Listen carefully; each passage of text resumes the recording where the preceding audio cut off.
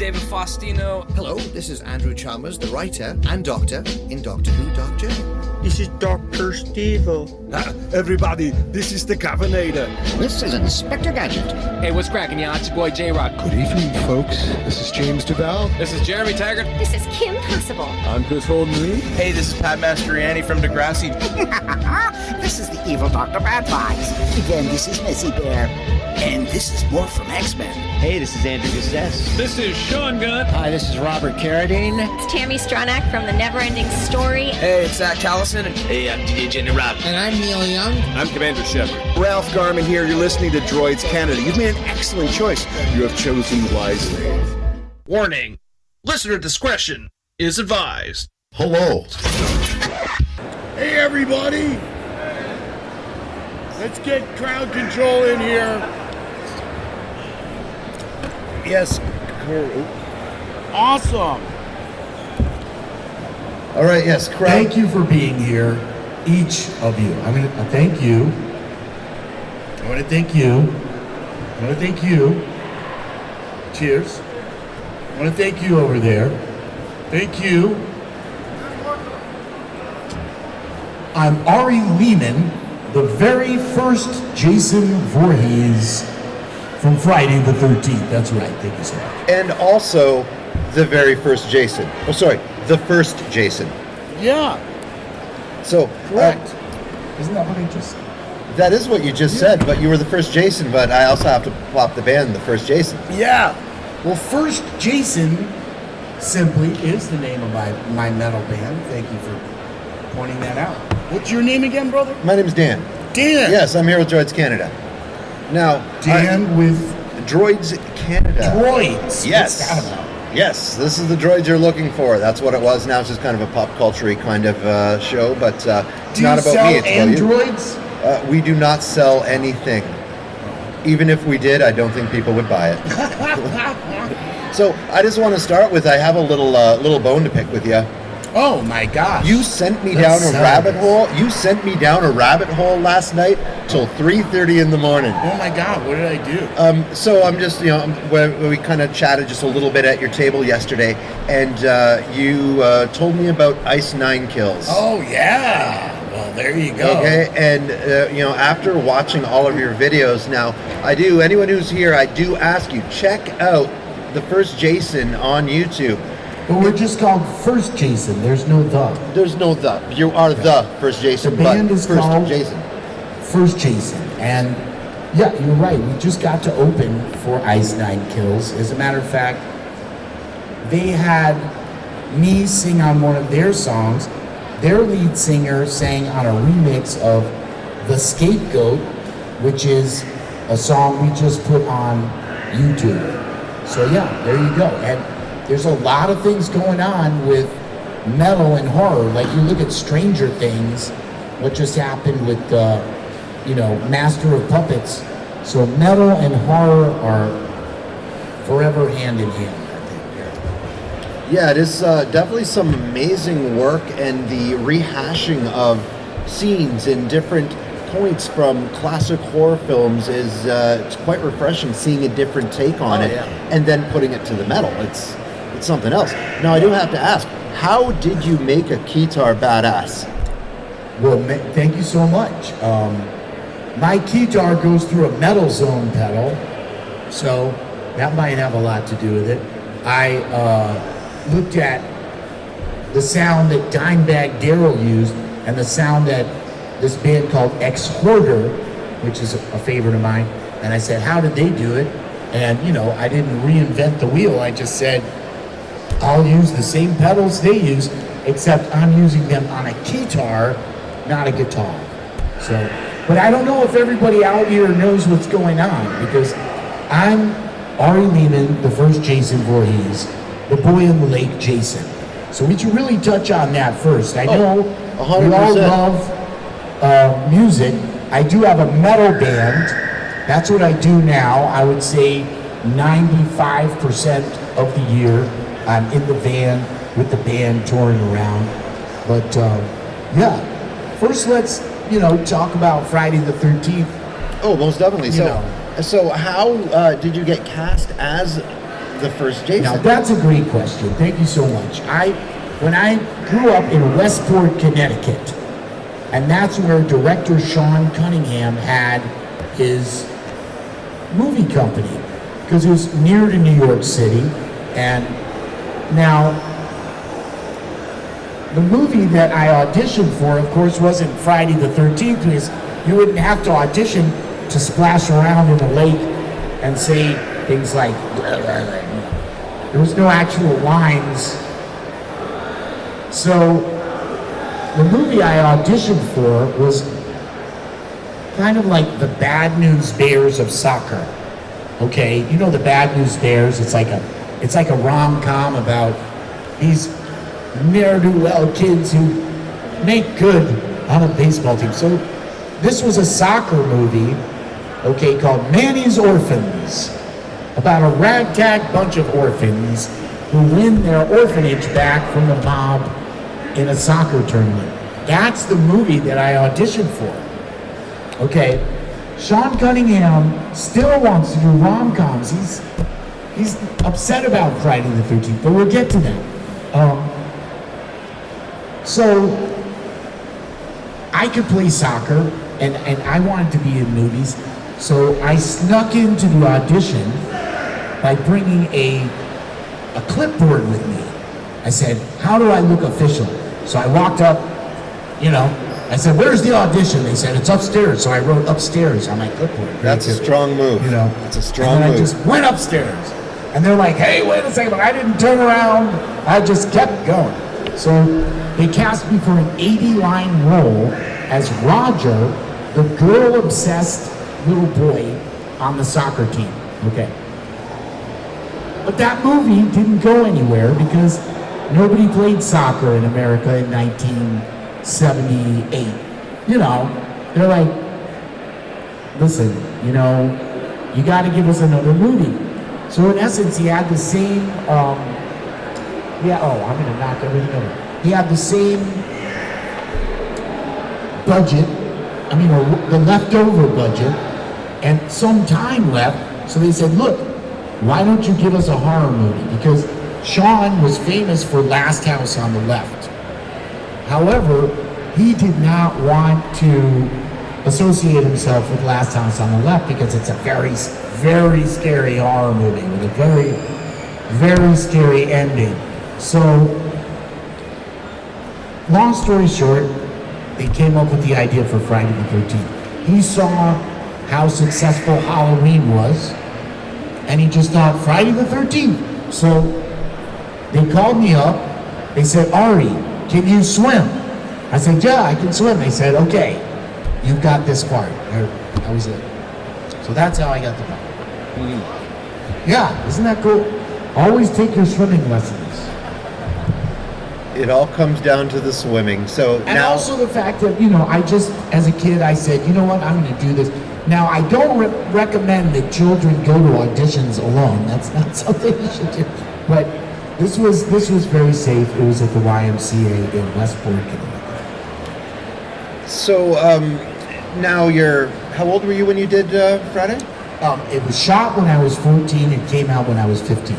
Coming out when you were 15. Now, did you think with this, the popping out of the water, the role that you did have, did you ever think that this movie would stand the test of time and become one of the classics and become what it is that it is today?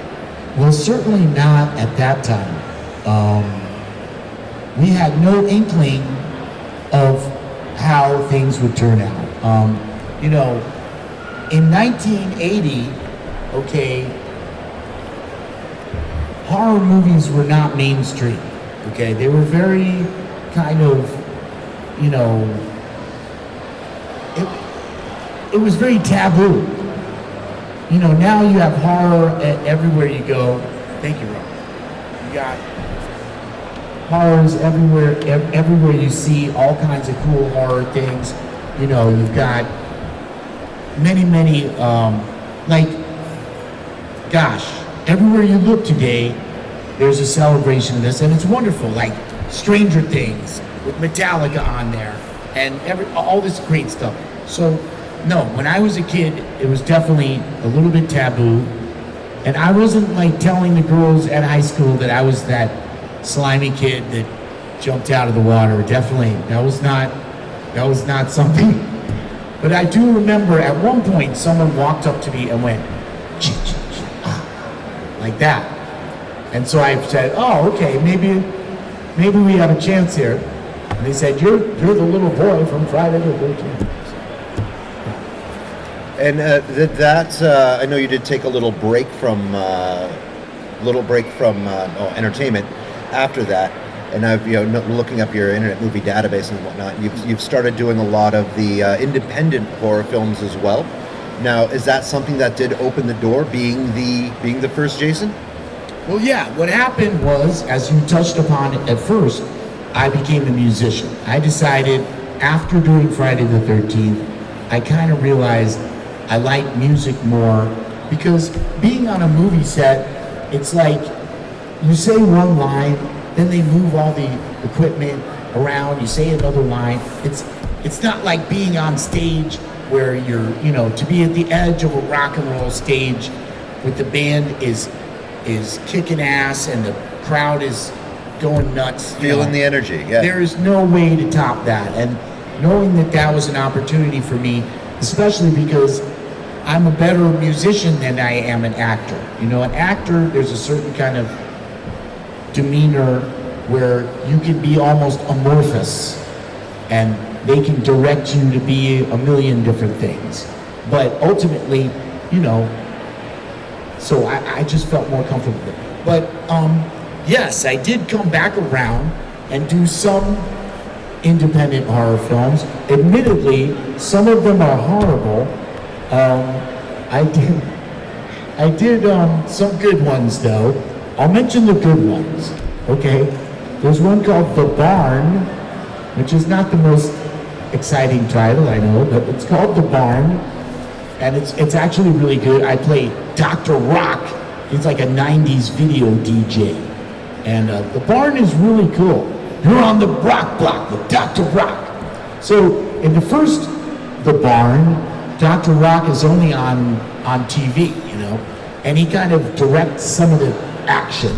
But in The Barn 2, Dr. Rock comes out of the TV. He's now in real life. I'm killing zombies with a nail gun at one point. And then when the nail gun jams up, I start killing them with my keytar. And so they actually have me have a keytar in this movie. So as you can see, I end up playing myself kind of often.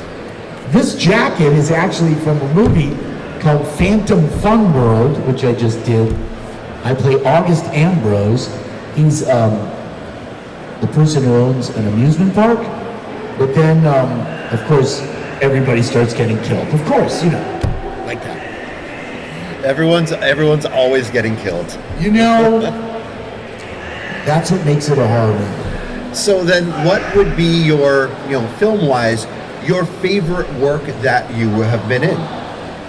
Wow. I would say that would be The Barn 2, because I just saw it. It's pretty amazing. And I actually speak for like more than a minute in this movie. I have a pretty long, monologue in which I'm imploring the mayor and the town council not to cancel Halloween as Dr. Rock. He's like, this is my keytar, but Halloween is their instrument. Let them have fun, man. And then, of course, the demons go crazy and kill everyone. It's not my fault. So I should have canceled Halloween.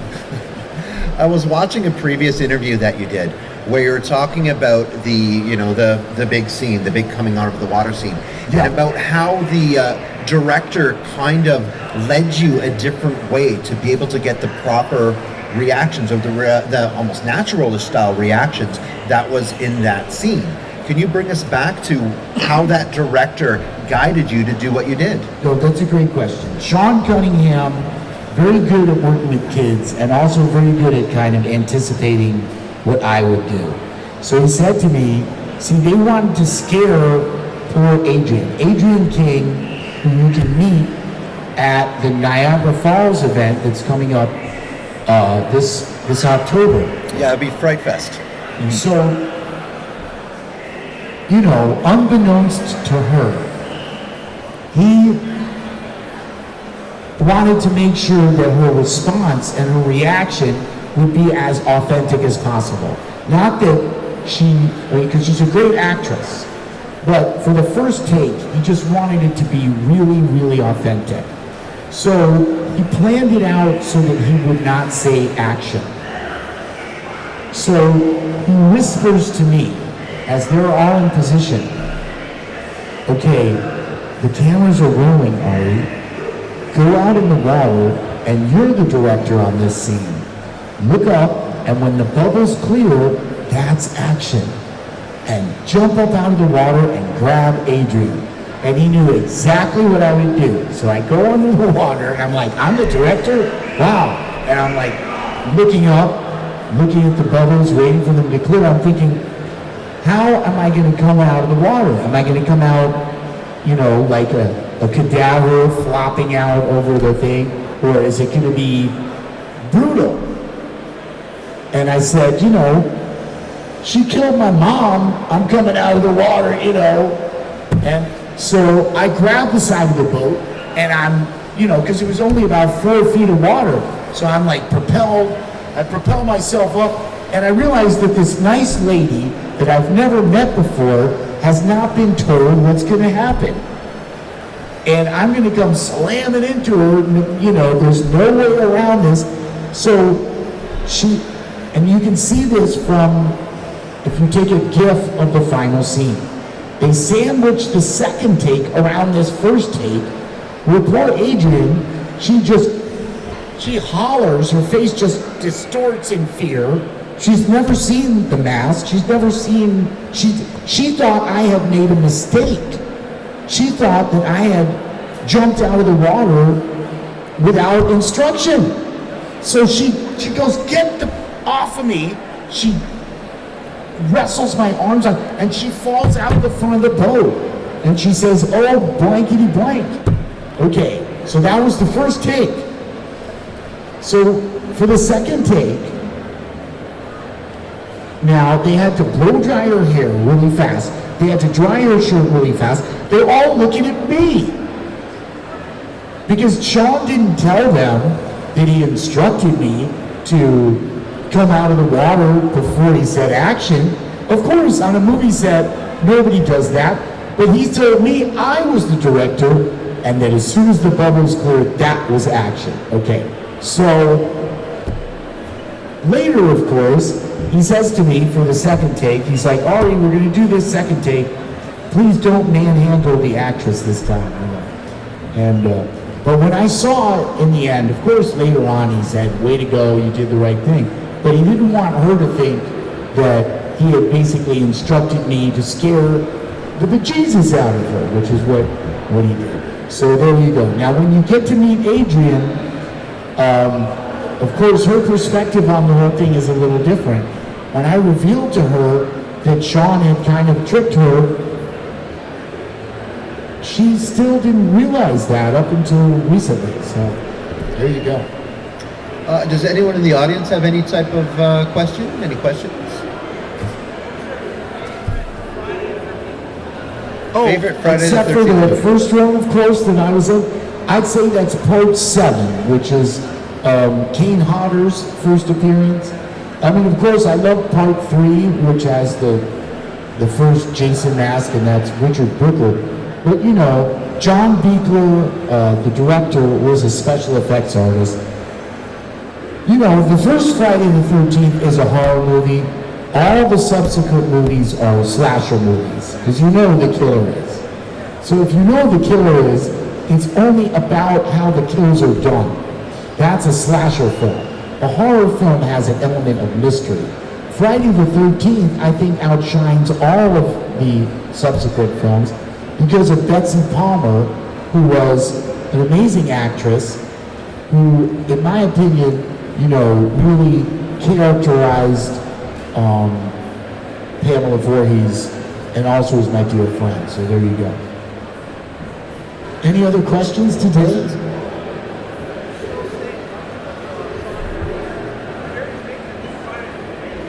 that's a great topic. What happened there is simply that author Victor Miller was allowed to renegotiate his royalties after 35 years. Now it's 45, but for that it was 35. So at 34 years, Sean Cunningham challenged whether he was the writer or worked for hire.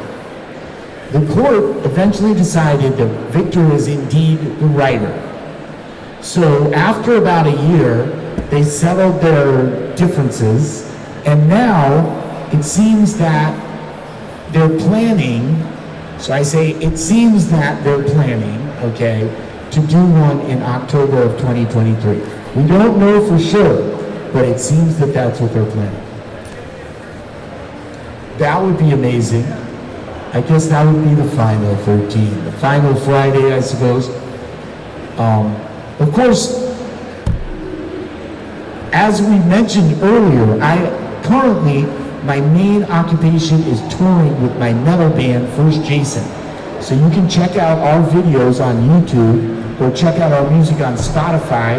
We've got songs called, Jason Never Dies, Machete is My Friend, Kill for Mother, Lord of the Lake, Sink or Swim, Voorhees is the name. We just had the honor of opening for Ice Nine Kills and Twisted. And the lead singer from Ice Nine Kills, Spencer Charnas, is in our new video. So it's called First Jason the Scapegoat that came out about 5 days ago. So that video was shot at a place that was a cathedral, a church, a big church that's now a nightclub in Scranton, Pennsylvania, and it's a great video, and we're honored that Spencer is in it. Also, the Ice Nine Kills had me sing on one of their songs, and Spencer singing on our song. So we're doing a collab with them, and we're doing a collab with Twisted. I don't know if you guys know about Twisted. That's another great band out there. But of course, as my friend was elaborating before, Ice Nine Kills is the next horror, metal, rock sensation. Everybody should be checking that out, absolutely. Just the theatricals that they put in everything, as well as your band as well, is just, it's so different than everything that I've seen. And like I said, it was 3:30 in the morning. I'm like, oh my God, I gotta wake up early and drive to Hamilton. No, I mean, they actually call it theatrical metal. Spencer sometimes calls it Oft Broadway, O-F-F-E-D, like Oft Broadway, because he's such a wordsmith, that guy. One time I was taking a picture where I was signing a ton of machetes, and he said, looking sharp. But anyway, when we did an event called Silver Screen Con near Boston, that's Ice Nine Kills' own event. So there was 800 VIPs at the Cabot Theater. When they did the full version of Thank God It's Friday, they asked me to get on stage and raise the machete, but I got to watch. The choreography of this band is insane. First Jason, we're just a rock and roll band. We get up there, we don't use tracks, we don't use much special effects. We're coming out of that thrash punk vibe, Many of the clubs we play are about the size of this room, and we love that. We're in the van 90% of the year, okay. But Ice Nine Kills, it's a big theatrical event. I think they're gonna do a Broadway show. Every moment of their show is choreographed, but it doesn't look overly done. It's hard to explain, but you have to see it to believe it. They homage every different horror franchise. Whether it's Freddy or Jason or Michael or Leatherface, they just homaged Psycho, okay? Alfred Hitchcock's Psycho. The video is called The Shower Scene. Check that out when you get a minute. Now, with the possible, not rebooting, but continuation of Friday the 13th, do you find that there still could be more story to tell that could kind of bring it back to the more kind of modern, psychologically style of horror? Well, modern, yes. I don't know about psychological, because Jason is just... Yeah, you know what he does. We like Jason because he's reminding us of how we like a monster. But then again, technology. Okay, Jason can't talk, so he couldn't call you on your cell phone. But he could text you maybe, right? Because he can't, you could give him your, right?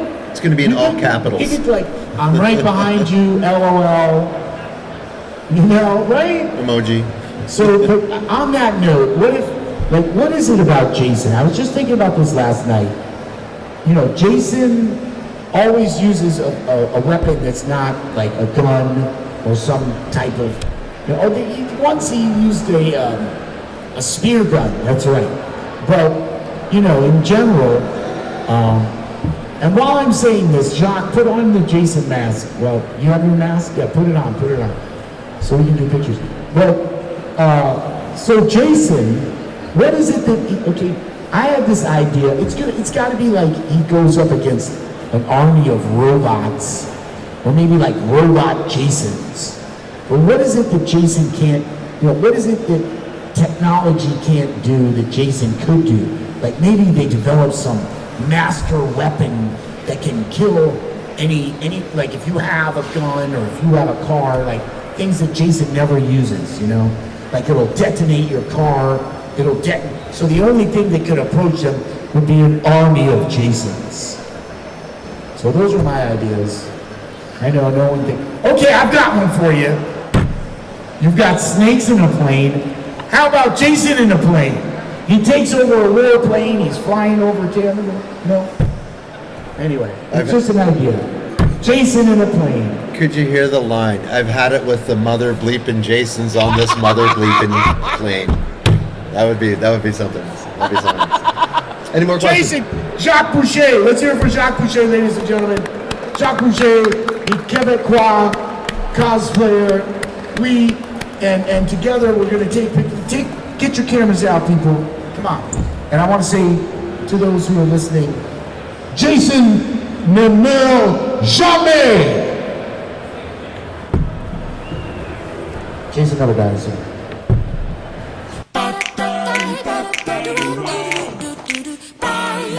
Fucking bullshit! Fucking bullshit! Fucking bullshit! Fucking bullshit! Fucking bullshit! Fucking bullshit! Fucking bullshit! Son of a bitch! Bullshit, Hulk Hogan!